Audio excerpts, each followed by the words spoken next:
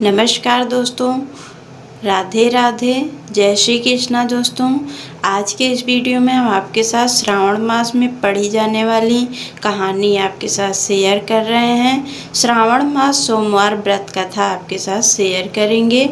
Video अच्छा लगे तो वीडियो को लाइक करें, शेयर करें और चैनल को सब्सक्राइब कर बेल आइकन प्रेस करें, जिससे मेरे चैनल की लेटेस्ट अपडेट आप सभी लोगों तक पहुंचती रहे।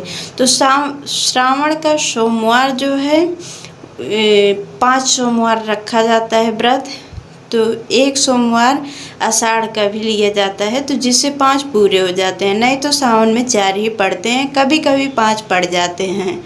तो पहला सोमवार 19 जुलाई को है और दूसरा 26 जुलाई को, यानी कि श्रावण का सबसे पहला सोमवार 26 जुलाई को होगा। तो एक आषाढ़ से लेकर रहा जाएगा, तो आषाढ़ में एक 19 को पड़ेगा, तो 19 जुलाई से शुरू होगा। तो चलिए हम कथा शुरू करते हैं।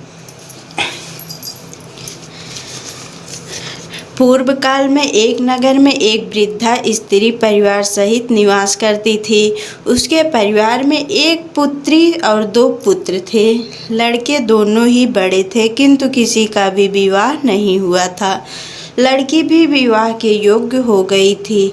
वह वृद्धा स्त्री परम धार्मिक प्रवृत्ति की थी। उसके निवास स्थान के पास भगवान शिव का एक शिवालय था, जिसमें एक साधु रहता था और वह भगवान शिव का परम भक्त था। वह वृद्धा स्त्री भी प्रतिदिन स्नान से पवित्र होकर मंदिर में जाया करती थी।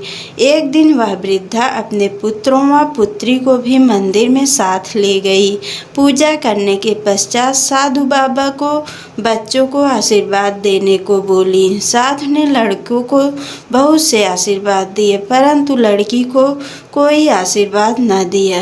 वृद्धा ने साधु से हैरान होकर नम्रता से निवेदन किया, हे महात्मा, आपने लड़कों को तो आशीर्वाद दिया, परंतु मेरी इस प्यारी बेटी को आशीर्वाद क्यों नहीं दिया? साधु ने कहा, मैं इस बच्ची को आशीर्वाद नहीं दे सकता, क्योंकि इसके भाग्य में सुहाग का सुख नहीं है।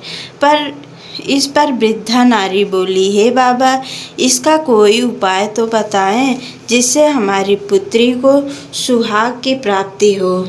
साधु ने कहा, एक उपाय है, परंतु उपाय अत्यंत कठिन है।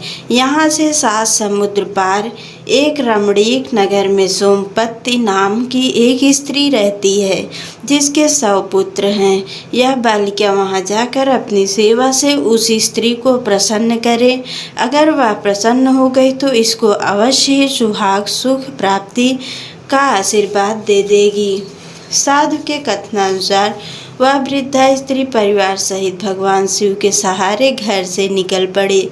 6 समुद्र तो उन्होंने भगवान की कृपा से आसानी से किश्ती में बैठकर पार कर लिए। 7वें समुद्र में कोई किश्ती नहीं थी। वे सभी भगवान शिव से समुद्र पार कराने हेतु प्रार्थना करने लगे। भगवान शंकर की कृपा से उन्हें वहाँ एक पेड़ दिखाई दिया। पेड़ के ऊपर एक हंस बैठा था। हंस ने उनसे कहा, मैं इस पेड़ के पत्तों से आप लोगों को एक बेड़ी यानी कि किश्ती बनाकर देता हूँ। उस पर बैठकर आप सभी समुद्र पार कर लें। भगवान शिव की कृपा से उस हंस ने पत्तों की बेड़ी बनाया और उस पर सवार होकर वृद्धा परिवार सहित 7वें समुद्र को भी पार कर गई। थोड़ी दूर चलने पर वे एक रमणीक नगर में पहुँचे। वहाँ पर उन्होंने सोमपत्ति को देखा और उसके 100 पुत्रों व बहुओं को भी देखा।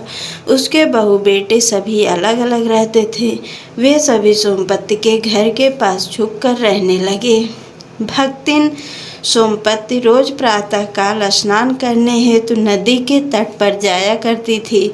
जैसे ही सोमपत्ति स्नान के लिए निकलती थी, तो वह लड़की हर रोज चुपचाप उसके पीछे से घर में जाती और घर का झाड़ू, चौका, बर्तन आदि साफ करके वापस आ जाया करती थी।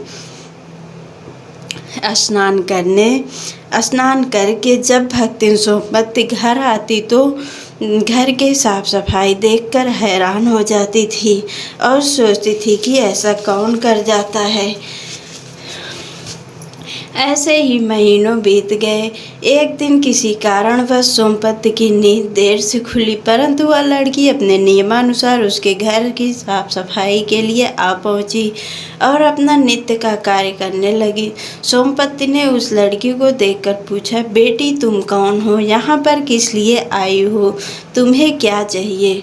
सोमपत्ती के वचनों को सुनकर लड़की उसके चरणों में गिर पड़ी।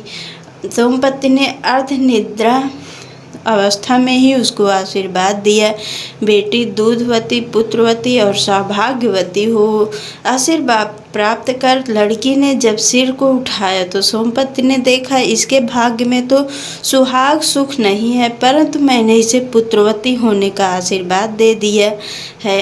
यह कैसे होगा? भक्ति सोमपत्ती अभी सोच ही रही थी कि लड़की की माँ व भाई सभी वहाँ आ गए। सभी सोमपत्ती से प्रार्थना करने लगे, हे माँ, अब आप ही इसकी माँ हैं और आप ही इसको इसकी खुशियाँ दे सकती हैं। भक्ति सोमपत्ती ने कहा, ठीक है, मगर इस श्रावण मास में आने वाले सभी सोमवार को भगवान शिव की पूजा व व्रत करे तो सभी मनोकामना इसकी पूरी हो जाएगी।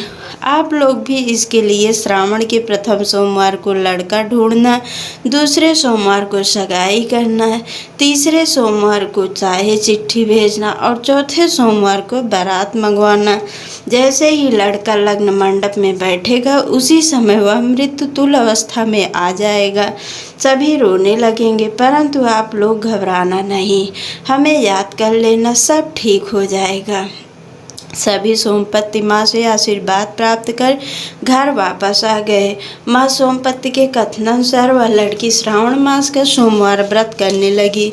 श्रावण के पहले सोमवार को उसकी माँ और भाइयों ने लड़का देखा। दूसरे सोमवार को धूमधाम से सगाई हुई। तीसरे सोमवार को शाही चिट्ठी भेजी और चौथे सोमवार को बाजे गाजे के साथ बारात आ गई। जब लग्न का समय आया तो लड़के को लग्न मंडप में बुलाया गया। लड़का लग्न मंडप में जैसे ही आसन पर बैठा कि वह मृत्यु तुल्य अवस्था में आ गया। बाराती व लड़की के रिश्तेदारों में कोहराम मच गया, सभी रोने लगे। लड़की मन ही मन में भगवान शंकर व पार्वती को याद करने लगी कि हे भोलेनाथ, मेरे सुहाग को जिंदा कर दो। लड़की की माँ व भाई परिवार सहित माँ सोमपत्ती को याद करने लगे। उनकी पुकार माँ सोमपत्ती के कानों तक जा पहुँची। उसी समय माँ सोमपत्ती ने अपने सभी बहुओं और पुत्रों पर जल छिड़ककर उन सभी को सुला दिया।